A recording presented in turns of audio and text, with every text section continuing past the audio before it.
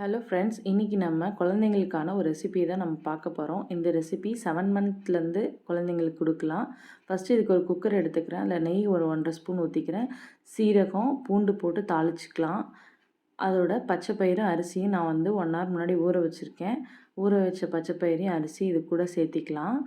சேர்த்திட்டு கொஞ்சமாக சால்ட் போட்டு, கொஞ்சமாக மஞ்சத்தூள் போட்டு நம்ம ப்ரெஷர் குக் பண்ணி எடுத்துக்கலாம்.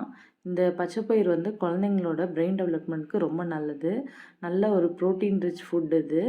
இது நல்ல தண்ணி கொதிச்சோடனேயும் குக்கரில் விசில் போட்டு ஒரு 3 to 4 விசில்ஸ் விட்டு சிம்மில் ஒரு 5 மினிட்ஸ் வச்சுக்கோங்க.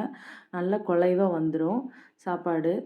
இந்த சாப்பாடு வந்தோடனே இது நல்லா மேஷரில் வச்சு நல்லா மசிச்சுக்கலாம்.